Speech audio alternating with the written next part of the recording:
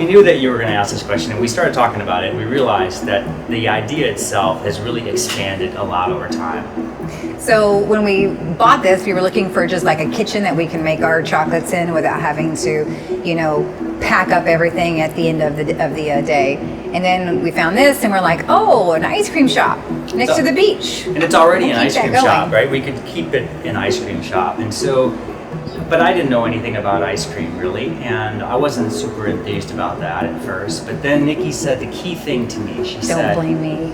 She said, but you could make it, the best ice cream shop. You could make it a place that you would want to go to. For date nights and good quality ice cream, homemade sauces, just add our own spin to it. So basically at that point, it was gloves off. We were going to make now the best ice cream shop that we could possibly make.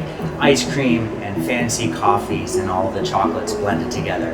And that's really what we focused on at the beginning. Just quality, just make the best possible thing that we could make.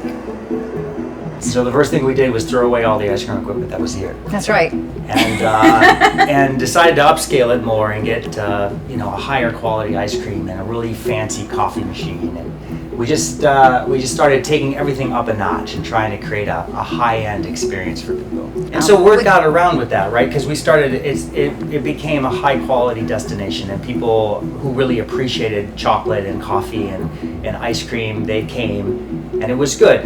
When we realized that people were staying here for a while, and there wasn't a whole lot for them to do, but they weren't in a rush necessarily to leave.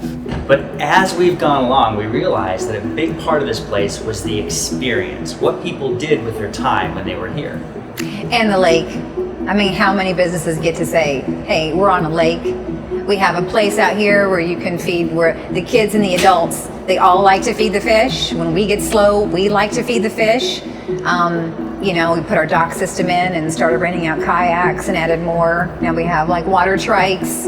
We were looking for a way to create memories for families and people that come here on a date night. So there's the dock on the outside where people just like to walk around on the dock. We added a pontoon boat so that people take rides around the lake. We have a lot of water toys now. We have the kayaks and the canoes and the stand-up boards and all these different things that people can do to spend extra time. But then on top of that, we even go further and we do cookouts where people can enjoy fresh food off the grill. And through, we've remained a chocolate shop. So at our core, and the quality of the chocolates that are coming down from upstairs, the chocolate factory. I mean, it continues to improve, and we keep pushing the envelope on what people would want. We have our own line of candy bars now. We have almost 20 different chocolates from around the world that people can taste. We have flavored caramels of multiple kinds, and we keep pushing the envelope on what we would expect from a real world-class chocolate shop, right here.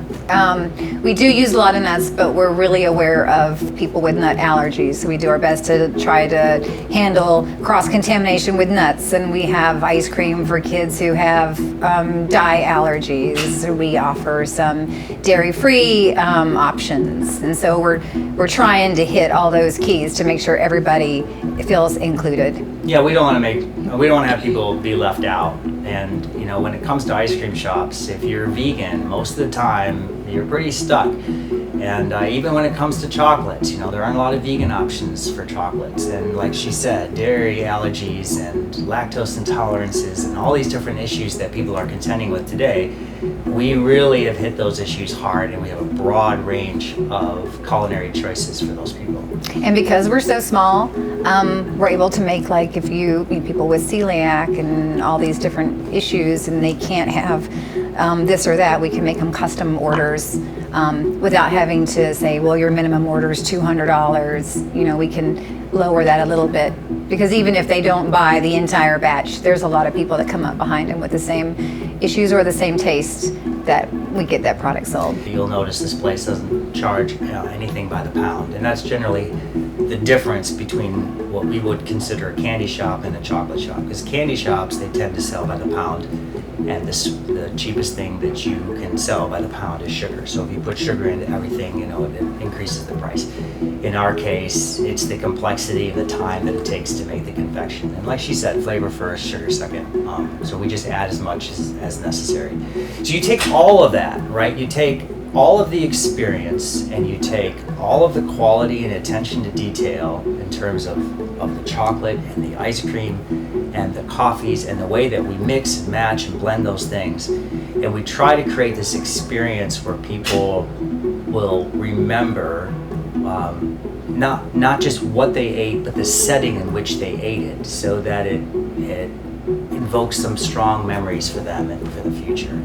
That's really what we're trying to do with this place. We're trying to make it a gourmet dessert shop that people like so much that they want their friends and family to experience it with them. And that's why we always say it's worth the drive to Park Lake Creamery. It is.